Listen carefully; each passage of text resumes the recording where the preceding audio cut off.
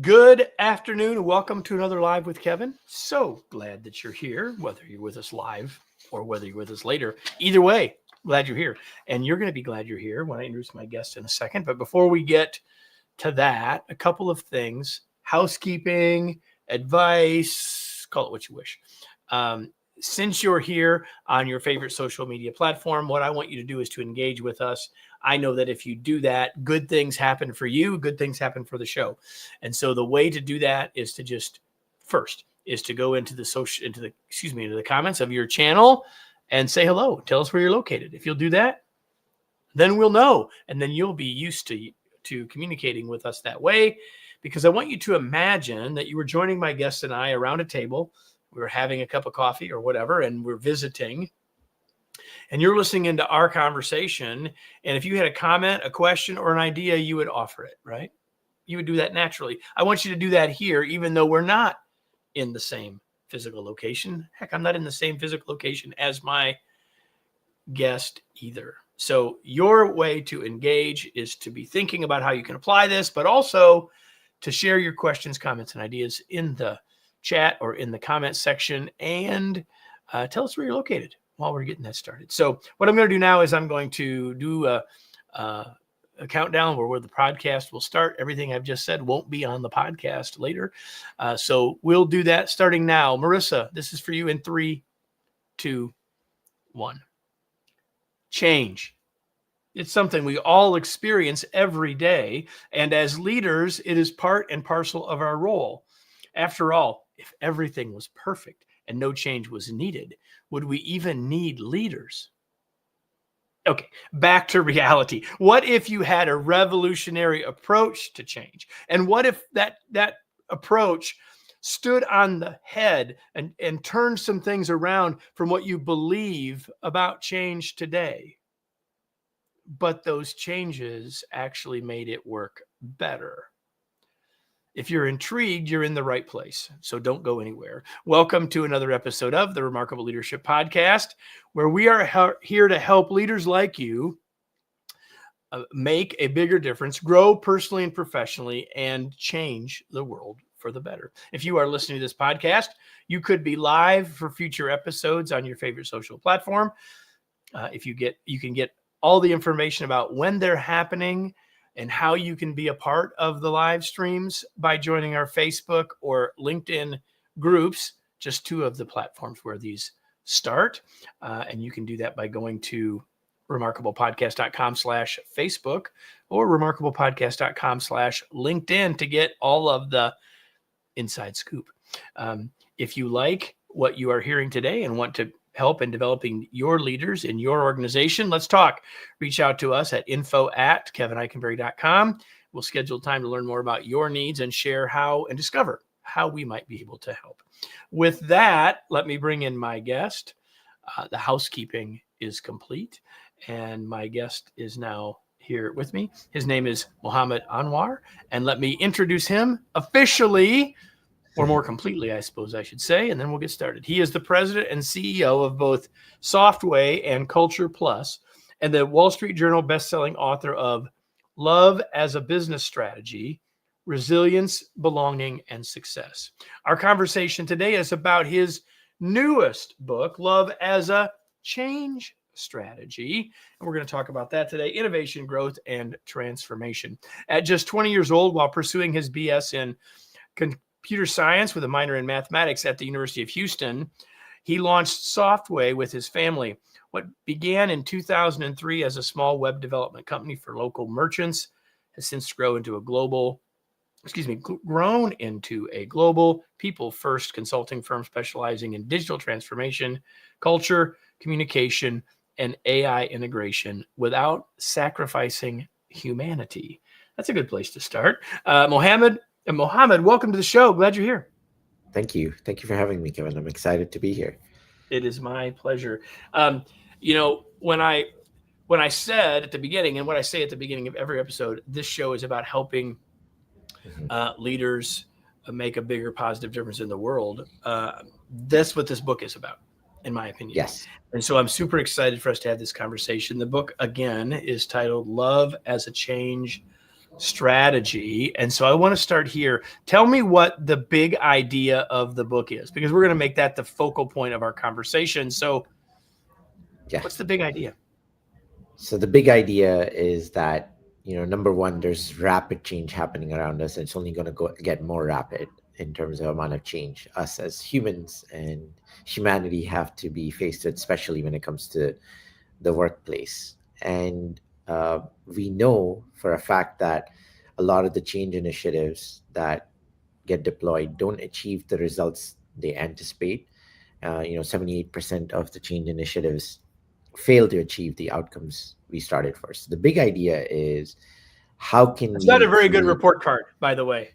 Okay, yes, it's not a very good report card. Absolutely. Um, so the big idea is, how can we create more change effectiveness or get humans to adapt to change readily to help achieve the outcomes we desire at a high rate of success versus where it is today? And we believe that love is a catalyst to help change stick. That's the big idea. Okay, there are people who are listening. Yes. Listen, there may be people who've already tuned out, which we can't help. But the people that are listening are asking the question, wait a minute, love? Uh, Yeah. so let's start here. Since you've now put that word, that four-letter word in the title of two books, Yes. in this context, what do you mean by that? Let's start there. Yeah. So in the context of work or business or change strategy, we're not talking, number one, I'll clear up the air. We're not talking about the romantic rom-com type kind of love where your hot best friend is your soulmate, or we're walking down the prairie with no running water but everybody's so happy. That's not the kind of love we're talking about. We're talking about simply putting people at the center of all our business decisions and change strategy. It's starting with people, where people are able to have the necessary honest conversations and not put things under the rug, where we're able to have tough love conversations and have honest conversations and get through conflict so that we can come out on the other side with transformed relationships, where we're able to lead people through embracing change, not detesting it, where we're able to help people appreciate that when there is safety for us to be creative and lead change from a place of psychological safety versus fear. That is what we're talking about. And so, what we realize is that a lot of the change initiatives today, with some of the frameworks that are available and organizations prescribe to, we prescribe to creating a manufactured burning platform, which is essentially a fear-born approach to let people to come along and follow the change. And while I think there's a time and place for that type of change, love allows us to create safety for people to keep wanting or desiring change without going to a place of fear, where the amygdala part of the brain gets activated and all they think about is flight, fight, or freeze. Here we're saying, let's do it in a psychological safe manner where the executive function of the brain is still active, so they're actively receiving the change and willing to adapt, to grow with it, to embrace it, to uh, you know create the outcomes we desire with the changes we're trying to institute. And love creates an environment which we describe as culture of love, that allows us to create cultures of change readiness, where people of the organization are more willing to embrace change versus resist it. So that's what we mean when we talk about love as a change strategy. So one of the things when I was reading the book, when I got to the Yeah. you told the story. Most people have heard of the burning platform. Most people don't actually. I have found most people don't actually know the source story. But you tell the source story, and I smiled when you sort of just said it, that this is almost like the anti-burning platform approach, and I smile because that very much aligns with the way we talk about it, and how, like I'm saying, like, yeah, you can get people to want to leave the current state, but if all they're doing is jumping off, they may not be jumping where you want them to go. So there's lots of challenges there, and that's just an example, everybody, of how I think this conversation and this approach sort of stands some of your conventional knowledge or conventional wisdom on its head a little bit. Um, how did you come to the conclusion that love is the change strategy, love is the business strategy, as you've described it? How did you all as an organization, and but actually before you answer that, Yeah, let's say to everybody in the that's watching or listening that this book is interesting in its makeup because there are lots of books that are business parables, and there are lots of books that are story based, and there are lots of books that are sort of research based or whatever. This is a book that is an interesting mix of the two. There are parables, but they're based on real life stories in your organization. that's Um, right. and so I think as you read the book, you will have the answer to the question that I'm asking you. But everyone who's listening hasn't read it yet. So, like, how did you come, Mohammed? You and the team come to determine that love, as you've described it here, is the change strategy we should be employing.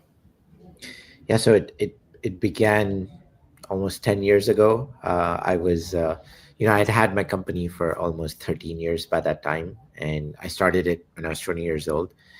And I had a lot of success running the company. And, by 10 years of running the company, I believed that I hit the pinnacle of success. I had over 300 employees, and I was driving my fancy cars, flying planes across Texas. And, I believed I was living the American dream, especially because I'm an immigrant to this country. But in 2015, 2016, our company was on the verge of bankruptcy. We were hemorrhaging cash, losing employees left and right. Clients were firing us. And in a deep moment of introspection, um, I realized that this was actually all my fault. I was incredibly selfish. I was greedy. I had become power drunk. And I was the one who was almost, taking my company to near destruction because of my selfish attitude and behaviors. And it wasn't until I realized that this was my fault, that I started to look at myself as the reason for why the company was almost near destruction. But at the same time, I happened to go to a football game for my alma mater at University of Houston, and this is the 2015 season when they were having a remarkable season. So I got tickets to go to this game right in the midst of I had to go through layoffs. I didn't know if I could keep the doors of Software open even a month longer. I show up to this game just willing to forget about all my life challenges and just go have a good time. And we were 9-0 at the time. This could have been our 10th game, 10th victory. And we went into the fourth quarter with a 20-point deficit, playing with a third string quarterback. And the stadium started to empty out. ESPN Game Tracker had us at 0.1% chance to win that night. And I debated to leave the stadium because even I was disappointed. But something inside of me told me, stay back, be there till the end, support your team. I'm glad I did because I ended up witnessing one of the best comebacks in Cougar football history. We ended up winning that night and went on to be 10-0. And at that point in time, I was so inspired, rejuvenated almost, that I started to see software through the eyes of the Houston Cougar football team. And I envisioned our own fourth quarter financial comeback. And I was going to go back and not give up. I was going to fight. So Monday rolled in, went into the office, logged onto Facebook Live at about 11 a.m. to see then rookie head coach Tom Herman speak to the press. I was very inspired by how he had taken this mediocre team in his first year head coaching position and made them an undefeated team.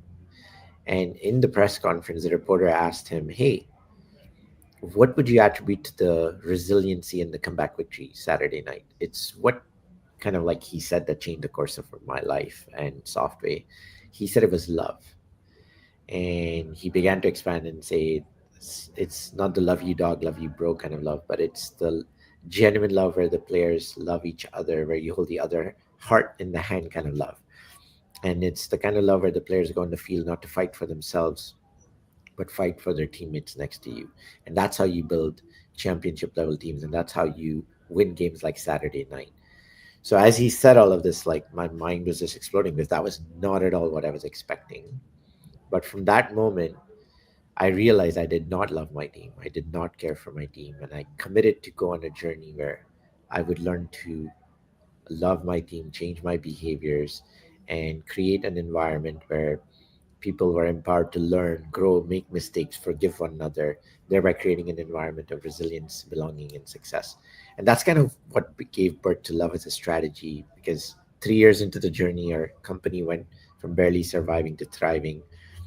And from there on, we've been in this environment where we realize that love can be a business strategy, and love can be a change strategy. Love can be a strategy. As a strategy is what our whole philosophy is. And we have a framework, and we've been developing it further. And the recent book with Love as a Change Strategy is the book that we instituted, given the environments that we're going through, what we're experiencing, where we needed to go through rapid change in our own business. And we're still going through change right now. AI has created a lot of turmoil in terms of technology and the workplace and the environment. And we're having to use our framework of Love as a Change Strategy to help even adapt to AI and empower organizations and leading this AI transformation effort with a human centered approach. So we call it humane first and so forth. So that's kind of the genesis, really, is from football. Arguably the most masculine sport on the planet is where I learned love. And I decided to borrow it into the business, into my business, and experiment with it, lead with it. I'm still on that journey, and we continue to evolve. And we're seeing, no matter what the situation, love can be a strategy to achieve higher success. So in the book, you talk about 6 principles, and we're not going to have time to go into all of them. We'll do it. We'll do that Sure. in a second. But one of the things that you talk about, and it's a short section in the book, but it really is an underpinning for a lot of what you've talked about, and I think will help people see where we're headed.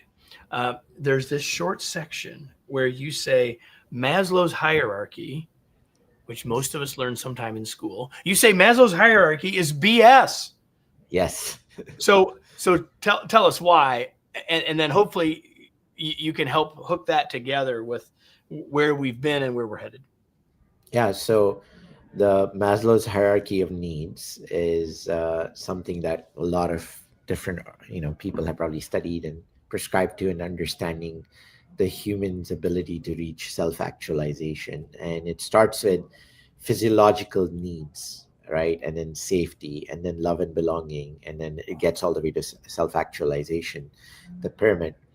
And what we say is that uh, he's got it wrong, and even he knew it technically. But the reality is that love and belonging should be the foundation, because for us as humans, a baby, when a baby is born, they can't be going and getting their own physiological needs met. They can't go find food and start eating and find safety on their own.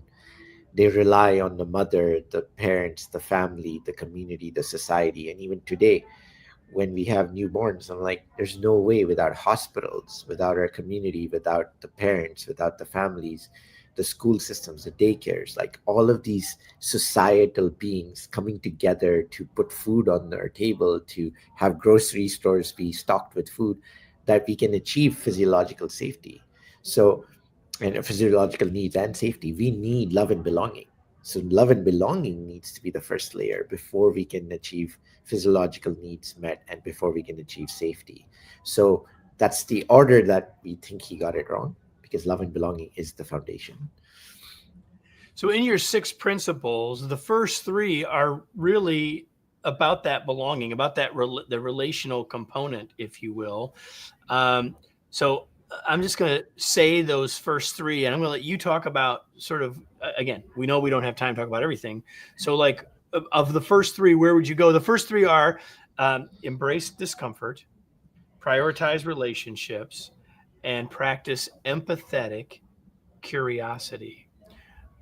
So what would you, let's do it this way. Which of those, as you talk about them with others, do they misunderstand or misinterpret? Like we all Mhm. know what those words are, right? Yeah. Where do you need to set us straight about those 3 things, or help us be clearer about those 3 things? So first of all, I'd start off with just quickly saying that we prescribe to principles versus process, because process is brittle. today a lot of change programs or change management systems are all based on process. And the problem with process is that as long as the change is not changed, the process will work. But also, processes are put into place to be efficient, maybe not necessarily effective. And so, we don't believe that processes can be a good structural element to guide people through change. So, instead, we prescribe to what we call principles, because principles are founded on behavior and are anchored between behavior and process. They're like the middle ground where it gives you enough of guardrails for us to operate even in times of uncertainty with still knowing where we're heading, but giving us enough freedom to be able to uh, operate, make decisions, and behave in ways in times of uncertainty. So we came up with these 6 principles of change that can guide any organization and its people through change, to lead change and embrace change and adapt to change. So the first 3 principles that you talked about, with embrace discomfort, prioritize relationship, and practice empathetic curiosity, are 3 principles. When put together and applied together, it allows us to really understand what are the beliefs and experiences that us humans hold on to or have built our behaviors from, that are coming in the way of embracing or adapting change. Why is it that us as humans are resisting change or not willing to adapt to change? A lot of the times you hear today's frameworks are like, explain the why of the change and people will come along. Well, I think that does not work either, because it's not that people are too naive or dumb to understand why organizations have to make a change decision. They understand it, but they still resist it. And that's because beneath the surface, which is not visible to us, people have beliefs and experiences, because they're like, last time our company rolled this change, it was a horrible experience. So why should I believe this change is going to be any better? Right? And those beliefs are what are really coming in the way of resistance, not understanding the why. So what we say is, if you use these principles, and you'll get to diagnose what are the beliefs and experiences that people may have or holding on to that is making them resist the change. Once you uncover those beliefs and experiences by practicing these principles, which is, let me prioritize my relationship so you can actually trust me. Let me go ahead and embrace the discomfort and have the conversation where I suspend my judgment and I practice curiosity from a place of empathy. And that's uncomfortable for us to do as leaders, because we got to learn to shut up and listen. So we have to shut up and listen to what the other people think without judgment. That's extremely hard. So we have to embrace discomfort, do that, so I can really appreciate why is this team member not wanting to get on this change? Why are they resisting to this change? So once you diagnose and uncover, oh, it's because of this experience, it's because they have this belief, then you use the next 3 principles, which are experiment, wield your influence, and be effective, to change experiences that would then change their beliefs. So create experiences that would change their beliefs so that they're more willing to adapt. So the first 3 principles are meant to help diagnose what are the beliefs and experiences why people are resisting. And the next 3 principles are guardrails to help you create a safe environment with love to experiment and wield influence, uh, and be effective versus just being efficient with that check the box. And that way you're able to change people's beliefs so they come along with you on the journey to embrace the change. So that's how those, in a nutshell, these 6 principles guide leaders to lead change, but also individuals to embrace change.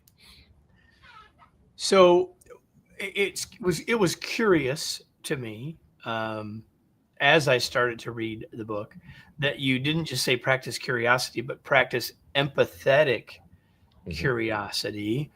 And you've sort of pointed us in that way in this sort of high level description. But say more about why the word empathetic is in there. It's not just being curious, being empathetically curious, if you will. Why is Yeah. that? Why is that purposely included? Yeah, because as leaders, sometimes we can ask questions from a place of curiosity to kind of defeat a person's argument or to try to poke holes. And we wanted to use the word empathy because we're trying to say don't ask questions from a place of curiosity as to what you would do or you would want to do in that person's position, but rather what is the person that you're practicing curiosity with, what is it really that they're feeling and going through. And it's about them, it's not about you. It's not about what would I do if I was them. It's more about what is it about them that I need to try and understand. So it's changing that, because a lot of times leaders mistake empathy for, well, what would I do if I was in their shoes? No, that's not empathy. That's just you projecting what you would do if you were them. We're talking about empathy where you're really shutting down yourselves to just listen, to understand emotionally, um, what are they feeling, why are they feeling the way they're feeling, and what is it that is driving that feeling. And so it requires us to practice real empathy, and that's why we wanted to say empathetic curiosity and not just curiosity.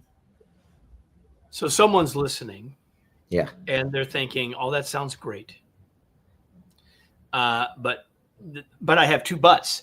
But number one is, but I don't have time to do all this. Like I've got a real job to do. Number one, Mhm. and number two is I didn't go to school to be a psychologist. So like, how do you respond to those two Yeah. Yeah. concerns? So first of all, we have a saying that busyness is the new comfort for leaders today, right? So our number one principle is embrace discomfort, which means leading change is uncomfortable. So if your comfort is I'm too busy so I can't do this, well, I'd argue that that's just your comfort, your excuse to not do the hard work. So as leaders, we have to do the hard work, and that means busyness is, it can be an excuse. If you look at even in our personal lives, like, hey, why, you have health issues, should you be going to the gym? Oh, I don't have time, when am I going to go to the gym? It's all an excuse. It's our comfort to not do the uncomfortable things. Number one, that's the response to that. Leaders can't say they don't have time. You're a leader because you're meant to solve problems and challenges, and you need to know how to deal with the availability of time and prioritizing where the hard work needs to happen. Second, when you say I'm not a psychologist, why should I practice this? I'm not asking anybody to be a psychologist. We're just asking you to be a human and practice emotional intelligence. That's what empathy is. It's not a therapy, it is emotional intelligence, being able to appreciate and read what the room is, what your people are going and feeling through, is what makes you an effective leader, to be able to lead from that capacity. That's all we're talking about. We're not asking you to go to counseling sessions. So that's the difference. We're only asking you to be human and practice emotional intelligence, which is essentially empathy. So you and your organization work with other organizations on these ideas. Mhm. Which of the principles is the one that you either get the most pushback on, or um, people have the most trouble with, even if they're not resisting the idea, they're having trouble implementing? Yeah, Which one would you say? I would say embrace discomfort by far is the hardest principle for that I've experienced with, even for myself, but also for other leaders. Because human by human nature, we are creatures of comfort. We like comfort. We don't like discomfort. But the beautiful thing about discomfort, when it is productive, it leads to growth and transformation. And by that, I have to give an analogy of the cows versus the buffaloes. So when a herd of cows are approached by a storm, they run away from the storm and the storm follows them. And so they end up staying in the storm longer before the storm passes over them. Versus the herd of buffaloes, they actually run into the storm and they're out of the storm a lot faster. So similarly, us as humans, when we resist discomfort or run away from discomfort, we're not going to grow and transform. We're avoiding it. Whereas when discomfort is approached your way, leaning into it is what leads to the most growth. And if you look back, like if I was to talk to my old self, like 23 years ago or 25 years ago, when I was just 18 years old, and I'd say, hey, this is what I'm doing today. I wrote two books on love. I'm leading a whole company. I I go around the world talking about how love is a strategy, my 18-year-old version will be like, what are you talking about? Talking about love? What's wrong with you? Like, I never expected that's what you'd grow into, right? Consumer, computer science and mathematics. Exactly. Yeah. And like, why would you write a book on love? What has this got to do with the degree we're studying, right? Like, so really what happens is most of the time, us humans don't appreciate the discomfort that led us to the growth. But a lot of the times, it is discomfort that has led us to the path of success. So, all of us, if we look back, some of the hardest times we go through our life has been the best transformational experiences that have made us who we are. And so when we retrospectively look at it, we point out to all the uncomfortable times that we went through that was transformational for us. But when we look forward, we don't want to embrace discomfort. Well, we have historical evidence that almost all of us grew by nature of discomfort and hard work. Then why is it that when we're looking forward facing, we resist the idea of discomfort or hard times? So this principle is the hardest because change by nature creates discomfort because it creates uncertainty, and so people avoid it. And what we say is like, hey, if you embrace the discomfort, there is growth on the other side. Now, of course, all of it is up to tolerable tolerable levels, or if that's a word, you know what I mean. Like, how much you can tolerate also determines how much discomfort you can take. But once it's in productive limits, it leads to growth. So lean into it. Which is why, everybody, the last chapter is entitled Choose Your Hard. So I have got to ask you a couple other things before we wrap up. Sure. And I'm going to really shift gears here. I just want to say one other thing before I do that. So as you all were listening today, I said at the beginning that this is a different kind of book because it intersperses like personal organizational stories, not a parable, real life thing with the real people's names and all that, in and the messiness of it in with these principles as a way to illustrate the principles. And I think that Mohammad has described, has followed that approach in this conversation. So if you've enjoyed the approach of this conversation, I'm confident you're going to love the book. And we'll talk a little bit more about where you can get your book and all that in a second. But two other questions before we wrap up. First, what do you do for fun?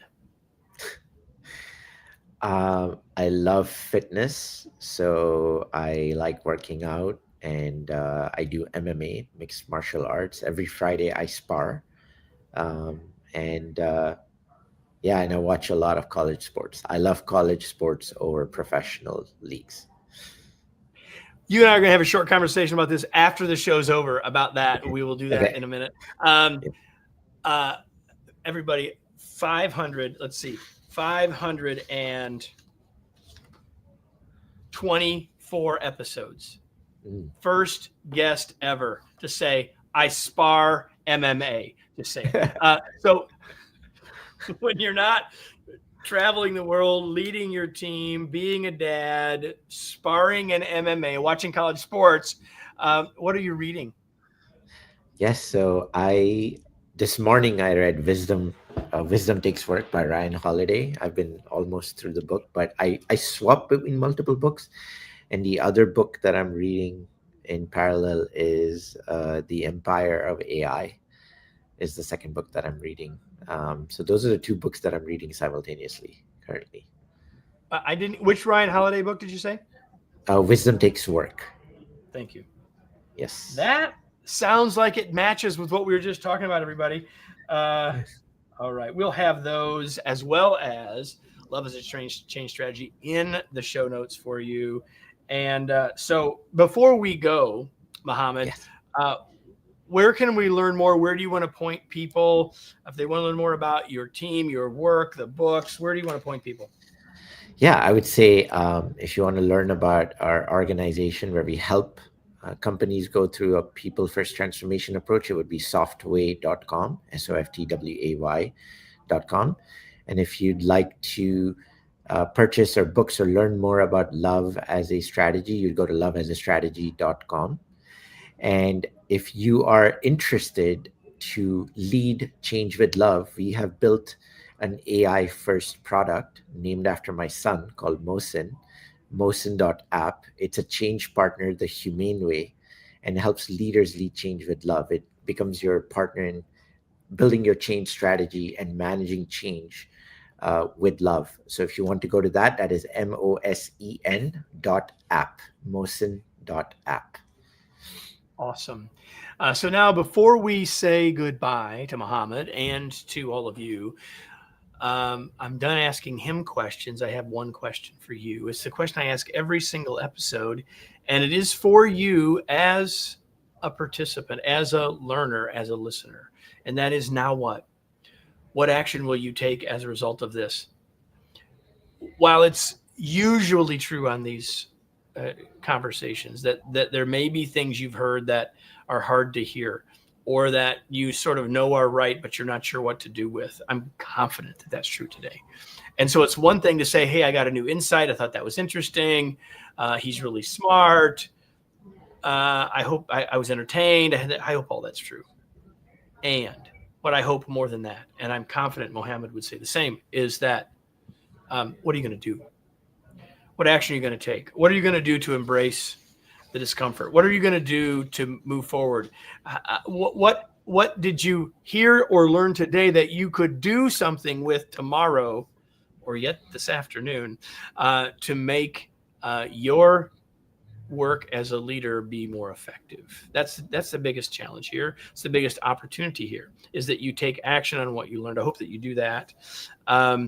Mohammad, thank you so much for being here. I've been looking forward to our conversation and glad we had the chance to do it. It's my pleasure. Thank you for having me, Kevin.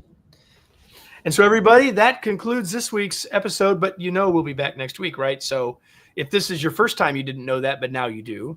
And if you've been here before and you sort of randomly find us once in a while, well, make sure you're subscribed so you don't miss any future episodes. And if this is your first time, make sure you do subscribe so you can be back with us next week for another episode of the Remarkable Leadership Podcast.